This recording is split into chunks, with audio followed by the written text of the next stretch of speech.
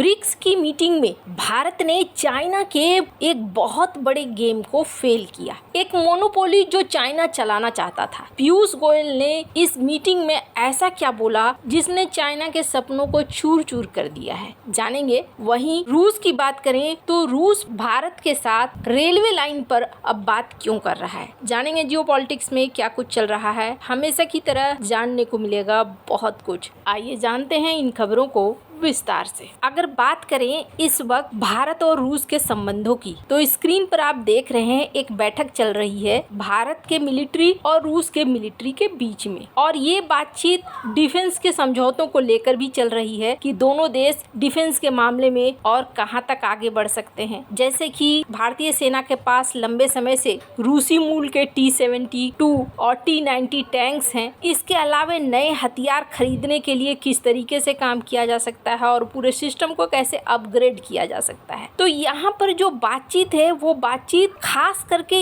इस चीज को लेकर हो रही है कि किस तरीके से रूसी टेक्नोलॉजी, इंडियन मैन्युफैक्चरिंग और इंडियन अपग्रेड लॉन्ग टर्म में मेंटेनेंस का काम करें। दरअसल साधारण भाषा में अगर समझिए तो ऐसा है कि रूस एक लंबे युद्ध में फंसा हुआ है और इस युद्ध से वो अभी निकल नहीं पा रहा है। ये युद्ध हो सकता है और भयानक रूप ले ले, जैसे कि कुछ इंटेलिजेंस एजेंसियां कथित तौर पर अब ये हो सकता है कि एक अफवाह भी फैलाई जा रही हो रूस के खिलाफ, लेकिन कई तरह की मीडिया इस तरीके की बातें कह रही है कि इंटेलिजेंस रिपोर्ट कहती है रूस किसी नाटो देश पर हमला कर सकता है, ये परीक्षण करने के लिए कि क्या नाटो एक साथ लड़ने के लिए आएगा कि नहीं आएगा। तो अब ये कितना सच है कितना झूठ है ये कहना मुश्किल है, लेकिन हाँ यहाँ पर एक सीन देखने को मिल रहा है कि रूस अब इस लड़ाई से अभी मुक्त नहीं होता हुआ दिख रहा है, लेकिन रूस के जो ग्राहक हैं वो धीरे धीरे छूटते हुए नजर आ रहे हैं, वो हटते हुए नजर आ रहे हैं। पहले के ग्राहक और अब के ग्राहक में अंतर ये हो गया है कि सबसे पहले ये सोचते हैं कि पता नहीं हमारा हथियार समय पर मिलेगा या नहीं मिलेगा, अपग्रेड होगा या नहीं होगा। तो रूस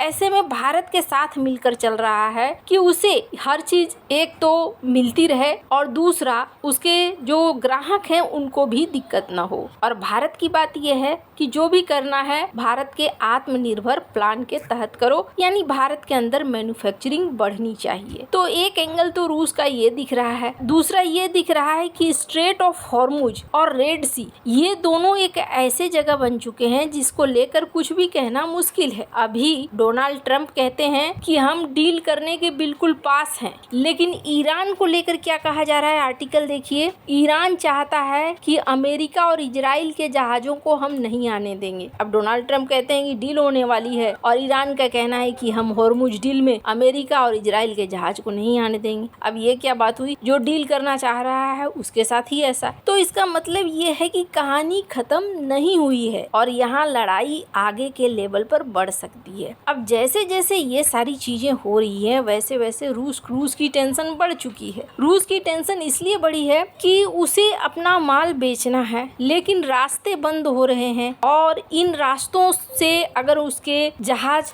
गुजरते भी हैं तो कभी अमेरिका के शिकार बन जाते हैं, कभी नाटो देश के शिकार बन जाते हैं, ब्लैक सी में यूक्रेन का शिकार बन रहे हैं। तो ऐसे में रूस सोच रहा है कि एक नई रूट बनाई जाए। हालांकि इस रूट की बातचीत बहुत पहले हुआ करती थी, लेकिन उस समय इतनी जरूरत नहीं थी जितनी जरूरत आज के समय में है। एक रणनीतिक महत्व है। ऐसे में वो चाहता है कि एक ऐसा रूट बने जो सीधे भारत तक जाए और हिंद महासागर में उतरे। रूसी उप प्रधानमंत्री का कहना है कि रूस को इंडियन ओशियन तक एक रेलवे कनेक्शन विकसित करना है ताकि Black Sea, Strait of Hormuz इन सब पर निर्भरता हटे। लेकिन ये रास्ते किधर से निकलेंगे? ये रास्ते निकलेंगे सेंट्रल एशिया से। रूस से सेंट्रल एशिया, सेंट्रल एशिया से ईरान के रास्ते, अफगानिस्तान के रास्ते या पाकिस्तान के रास्ते, भारत और भारत से फिर इंडियन ओशियन। ताकि रूस का जो डर है कि यदि समुद्री रास्तों में बड़ी रुकावट आती है तो भारत जैसे देशों के बीच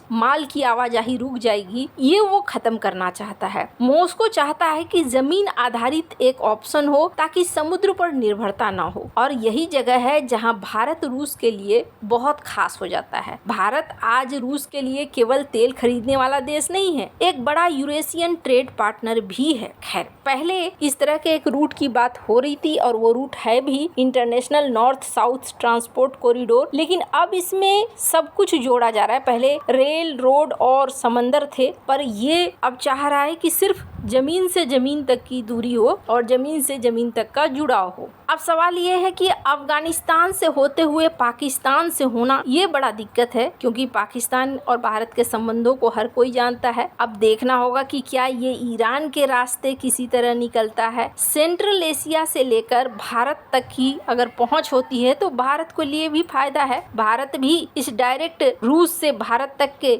रेलवे से फायदा उठा सकता है बहुत अच्छे तरीके से। खैर, अब ये तो रही बात रूस और भारत के रिश्ते की, लेकिन एक और अलग पहलू है और वो पहलू है चाइना। रूस चाइना के ऊपर अपनी निर्भरता पूरी तरीके से नहीं बनाना चाहता है। चाइना और रूस के बीच तो जमीनी रास्ता भी है, लेकिन फिर भी रूस चाहता है कि भारत के साथ वो आगे बढ़े। खैर, अब इस बीच एक और चीज देखने को मिली जहां भारत भी चाइना को काउंटर कर रहा है। स्क्रीन पर एक वीडियो है, इस वीडियो को सुनिए। भारत ब्रिक्स करेंसी के पक्ष में नहीं है। हम समर्थन नहीं देते कि ऐसी कोई ब्रिक्स करेंसी जैसी नई योजना लाई जाए। भारत का उसके ऊपर विरोध है। भारत इस वर्ष ब्रिक्स समूह का अध्यक्षता कर रहे हैं। कल जो ब्रिक्स समूह के उद्योग मंत्री हैं, उन सबकी बैठक हुई, जिसमें प्रमुखतः निवेश कैसे बढ़े, नई टेक्नोलॉजीज जैसे artificial intelligence, quantum computing.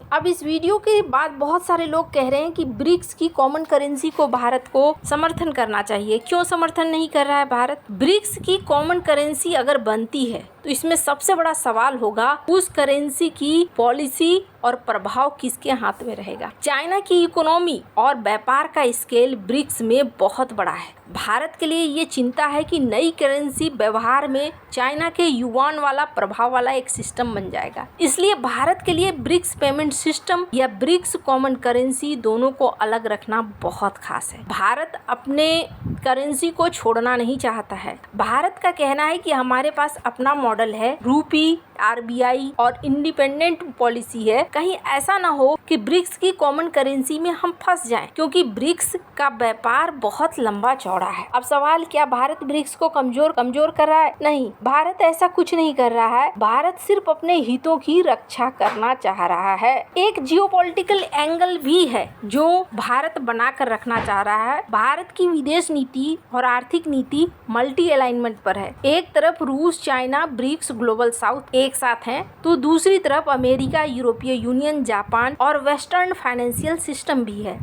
Bharat common currency के मामले में फंसकर अमेरिका से भी पंगे नहीं लेना चाहता है। क्या ये रूस और चीन के लिए झटका है? हाँ, ये रूस और चीन के लिए एक झटका है। चाइना भी युआन को इंटरनेशनल लेवल पर ले जाना चाहता है, डॉलर के लेवल पर बनाना चाहता है, और रूस चाहता है कि डॉलर का एक कल्प निकले। भारत सोचता है कि कहीं चाइना का युआन ही आगे ना हो जाए। इससे ऐसा होगा कि मेरे लिए बात बराबर हो जाएगी। पहले डॉलर था, अब युआन आ गया। यही वजह है कि भारत ने खुलकर ब्रिक्स की कॉमन करेंसी का विरोध किया है। आपको क्या लगता है इन सब मामले में? आपकी क्या राय है? कमेंट कर जरूर बताएं। जल्द मिलते हैं अगले वीडियो में नई खबर के साथ।